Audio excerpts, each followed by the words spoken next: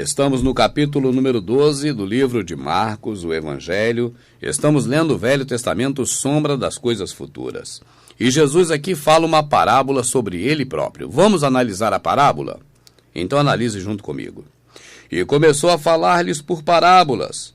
Um homem plantou uma vinha, e a cercou-a de um velado, e fundou nela um lagar, o lugar de amassar a vinha, a uva para fazer o suco. E edificou uma torre, e arrendou-a a uns lavradores, e partiu para fora da terra. O Senhor Jesus fez o mundo, fez o planeta, organizou tudinho, colocou nele o homem, e deixou o planeta para o homem, a terra. E chegando o tempo, mandou um servo aos lavradores, para que recebesse dos lavradores do fruto da vinha. E o pai fez um concerto com Adão. Depois o pai fez um concerto com Noé. Depois o pai fez outro concerto com Abraão. E o pai continuou fazendo concerto com Moisés, a aliança de Moisés. E por último, o Senhor mandou seu filho e fez o concerto eterno. É disso que ele está falando. Vamos continuar.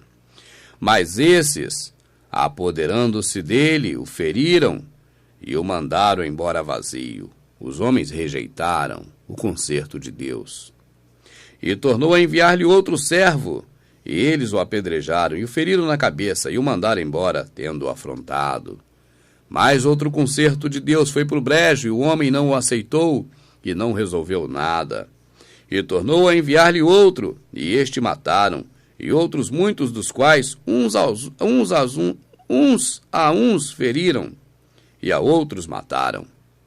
Concerto de Abraão, concerto de Moisés.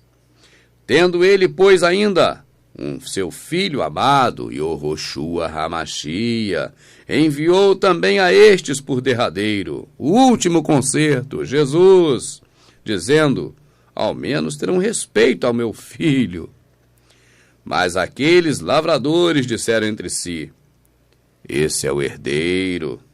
Vamos, matemo-lo, e a herança será nossa.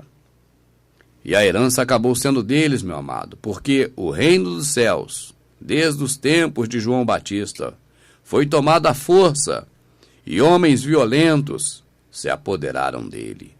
Esses homens, escribas fariseus da época de Cristo, vestidos naquela época com as roupas características daquele local e daquela época, eles existem até hoje. E é fácil você chegar a essa conclusão. Primeiro, eles acabaram com os cristãos da época. Eles mataram Pedro, mataram Jesus, mataram Estevão, mataram Paulo, mataram todos os outros. Esses homens não conseguiram converter os religiosos da época. E você observa também que não caiu nenhum meteoro do céu e exterminou com essa classe, como dizem que aconteceu com os dinossauros. Não. Eles existem, continuaram existindo e existem até hoje. Os senhores do mundo, os dominadores de tudo, dominam também a religião. Esses homens que se apoderaram da herança, matando o filho do homem, estão aí até hoje. Eles são contra o irmão Rubens. Eles pregam contra mim, porque eu prego a sã doutrina sem dinheiro. Eu prego, de graça recebei, de graça dai. Eu prego contra o templocentrismo, que é uma prática pagã herdada lá da Grécia, ao qual o Senhor mesmo derrubou aquele templo. Eu prego que a obra de Deus é o que está escrito em João 6:27, porque foi Jesus que nos ensinou o que é a obra de Deus.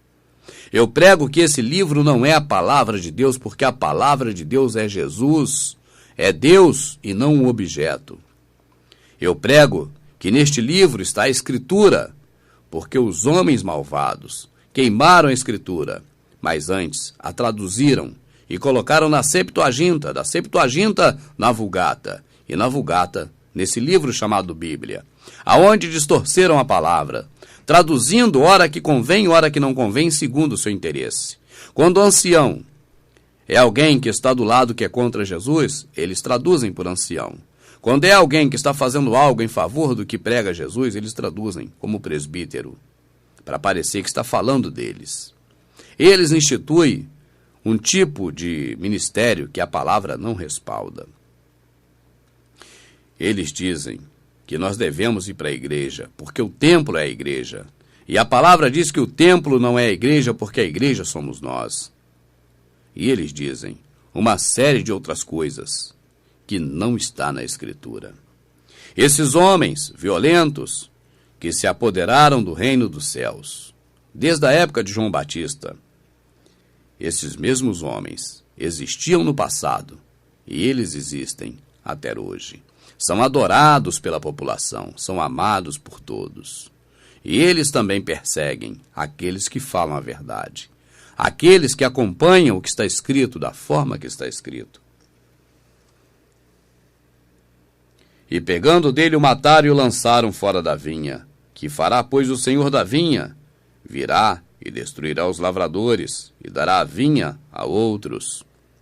Tirará a salvação dos judeus e dará aos gentios.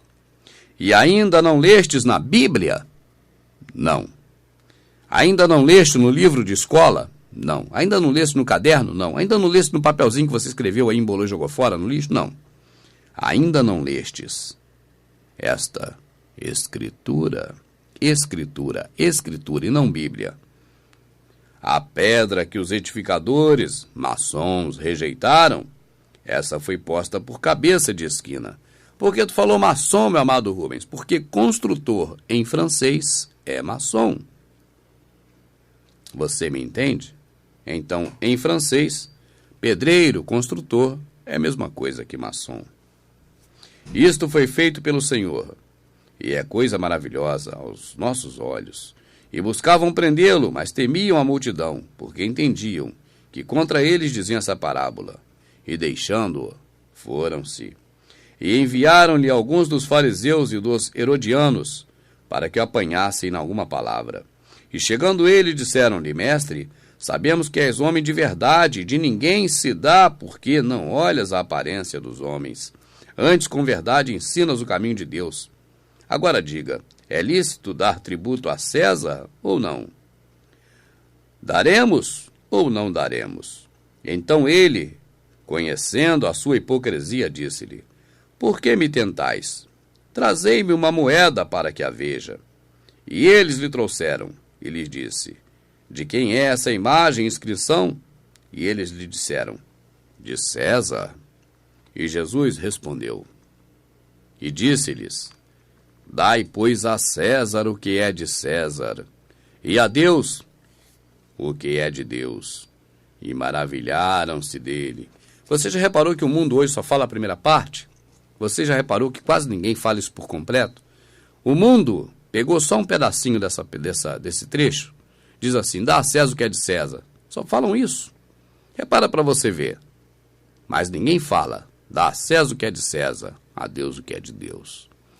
Meu amado, e outra coisa importante, nesses lugares por aí, inverteram. Eles estão pedindo dinheiro para Deus. Você repara, essa passagem é bem simples. O Senhor diz para dar o dinheiro a César.